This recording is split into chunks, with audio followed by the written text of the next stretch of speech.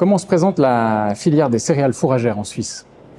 La particularité de la filière des céréales fourragères, c'est que l'on retrouve finalement le producteur, l'agriculteur autant au premier échelon, comme on va le retrouver au dernier échelon de l'interprofession, c'est-à-dire qu'il est à la fois producteur et utilisateur, aux côtés évidemment des centres collecteurs, des moulins fabricants d'aliments. Et puis est-ce que vous pourriez donner quelques chiffres sur les surfaces cultivées, les tonnages produits et puis finalement l'évolution au fil des ans de ces chiffres? Ce qu'on constate en tout cas, c'est une forte diminution de la production de céréales fourragères. Depuis 1990, on a perdu quasiment 40% de la production. Donc c'est une production qui est fortement sous pression et qui reste actuellement sous pression par manque d'attractivité économique. En l'occurrence, les quantités diminuent assez fortement au profit de l'importation. Il y a une chute de 5000 hectares par rapport à 2023, n'est-ce pas?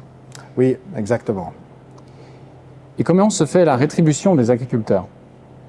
Alors, la rétribution des agriculteurs, comme pour beaucoup de produits, elle est composée à la fois des soutiens étatiques sous forme des paiements directs, et puis pour l'autre part, c'est la vente des produits, la vente des céréales fourragères sur le marché.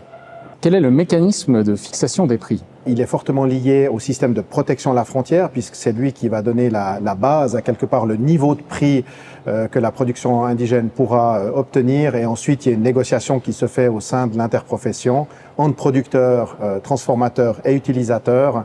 Et là, on va essayer d'ajuster un petit peu cette situation de prix à l'importation par rapport au marché suisse. On va retrouver autour de la table des négociations à la fois les producteurs de céréales, les centres collecteurs, les commerçants, on va retrouver également les fabricants d'aliments et puis finalement les utilisateurs qui sont de nouveau les agriculteurs, mais cette fois avec la casquette d'éleveurs ou d'engraisseurs. Et puis les négociations se font généralement une fois par année au sein de cette commission marché qualité céréales de Suisse Granum, où les acteurs vont se rencontrer en principe au mois de juin pour tenter de fixer un prix indicatif pour la récolte à venir. Le prix indicatif n'a pas pu être défini ces 2 dernières années. Comment l'expliquer? Le prix indicatif pour les céréales fourragères, c'est vrai qu'il a été défini, il est resté stable pendant une dizaine d'années, un petit peu plus d'ailleurs, jusqu'à la crise ukrainienne, où là on a eu une augmentation sur le marché international, et puis où l'interprofession, les acteurs suisses de la filière se sont accordés pour une augmentation des prix, qui est intervenu donc en 2022. Et depuis, ça fait 2 ans qu'on n'a pas de prix indicatif. Et là, on se trouve dans ce dilemme où, d'un côté, les producteurs suisses de céréales souhaiteraient encore une augmentation du prix indicatif, d'une attractivité pour ces céréales fourragères. On était aussi dans un contexte de révolte paysanne avec des revendications. Puis d'un autre côté, les engraisseurs, les éleveurs qui, s'ils n'arrivent pas à répercuter finalement cette hausse de prix au niveau du consommateur, n'ont pas une grande motivation à diminuer leurs marges.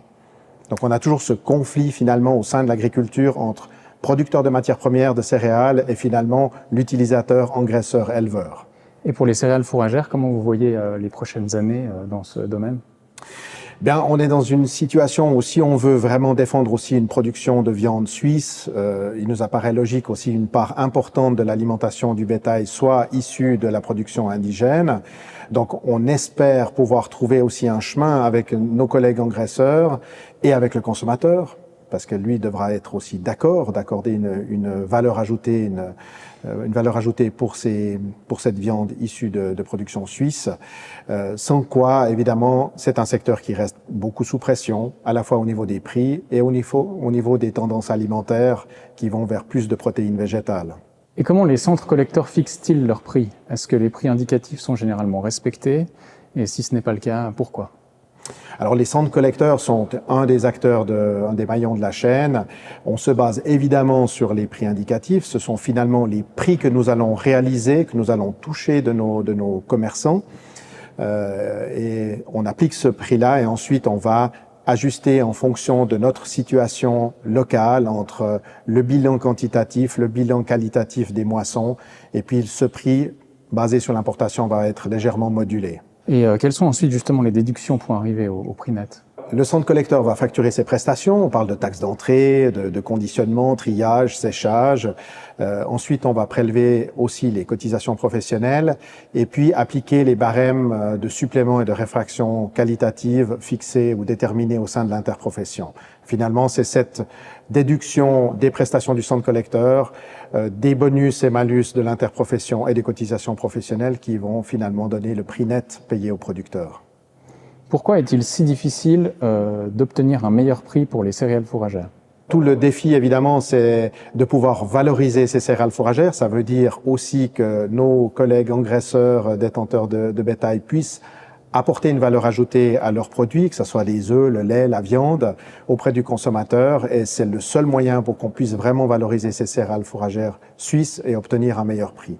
L'autre axe, évidemment, ce sont les soutiens, les primes à la surface, dont les producteurs sont de moins en moins friands, même si c'est indispensable pour le revenu agricole. Et pour les fourragères, il n'y a pas de Swissness, étant donné que l'origine n'est pas importante pour la fabrication des aliments. Alors pas assez en tout cas, hein. Autant on l'obtient, on arrive à le valoriser dans le secteur panifiable pour le pain. Pour la viande, c'est un petit peu plus difficile. Il faut savoir aussi qu'on a déjà aujourd'hui plus de 50% des céréales fourragères qui sont importées. Donc il faut trouver un cahier des charges qui soit crédible à la fois pour le consommateur et supportable pour la filière. Et est-ce que vous pourriez un peu expliquer et détailler comment fonctionne le mécanisme de protection à la frontière ? Alors pour les céréales fourragères, on a un système dit de prix seuil ou de valeur indicative d'importation. Il faut comprendre par là qu'on a un système de droits de douane variable. On fixe un niveau de prix qui est notifié à l'OMC et ensuite l'administration fédérale, l'Office fédéral de l'agriculture, sur la base de renseignements qu'elle va obtenir auprès des acteurs du marché, va fixer le droit de douane mensuellement pour que le prix à l'importation plus le droit de douane atteignent cette valeur indicative d'importation ou ce prix seuil. Donc ça, c'est le mécanisme avec ses avantages et ses inconvénients. Et c'est l'OFAG donc, qui définit ce prix à l'importation. C'est l'OFAG qui va adapter le droit de douane mensuellement. Le souci que l'on rencontre, c'est que parfois ces adaptations sont trop lentes par rapport à la réalité du marché. On peut avoir des fluctuations du prix international beaucoup plus rapides, de jour en jour quasiment. Et là, c'est clair, cette inertie du mois d'observation et ensuite de détermination du droit de douane peut faire que par moment, on a des lacunes ou des failles dans le système de protection à la frontière. L'inverse est aussi possible, mais évidemment, ce qui fait mal à la production indigène, c'est quand tout d'un coup la marchandise peut rentrer trop bon marché sur le marché suisse. Ce sont les principales difficultés donc qui découlent de ce système. Est-ce qu'il y en a d'autres ? Alors, effectivement, globalement, le niveau de prix est trop faible pour être attractif pour les producteurs. Après, si on vient sur le système lui-même, la question de la rapidité d'adaptation des droits de douane et de la fiabilité des sources d'information sont effectivement très importants. On a également remis en discussion ce que l'on appelait le compromis de branche. C'est un espèce de modus vivendi où on considère que quand il y a de la marchandise indigène sur le marché suisse, eh bien, on sera plutôt dans la fourchette supérieure de la protection à la frontière. A contrario, quand on a épuisé la marchandise indigène et qu'on a uniquement recours à l'importation, on se trouve plutôt dans la fourchette inférieure de la protection à la frontière, de manière à favoriser le prix indigène sans pénaliser les détenteurs d'animaux. Quelles sont les quantités importées pour les diverses catégories de cultures ?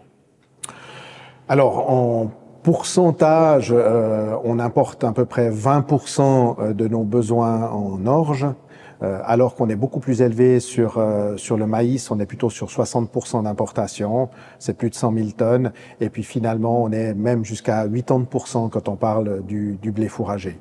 Au total, les importations des céréales fourragères, on va se situer, évidemment, ça fluctue d'une année à l'autre, entre 400 et 700 000 tonnes par année. Donc évidemment, ce sont des quantités qui sont très très importantes, plus importantes que la production indigène. Dit autrement, le taux d'auto-approvisionnement est très bas, donc notamment pour le blé fourragé. Voilà, pour les céréales fourragères, c'est très bas. Après, selon la catégorie et l'espèce d'animaux, si on a recours aussi à du fourrage grossier, évidemment que la part peut fortement évoluer. Est-ce qu'il serait possible d'être plus réactif et de mieux protéger les marchandises suisses ? Alors, il faudrait effectivement un changement de système, beaucoup plus de réactivité dans le modèle utilisé par l'Office fédéral de l'agriculture, de pouvoir tenir compte des prix vraiment du moment sur le marché pour éviter ces décalages temporels et des failles dans le système. Est-ce que vous voyez des enjeux particuliers à l'avenir sur ce marché des céréales fourragères?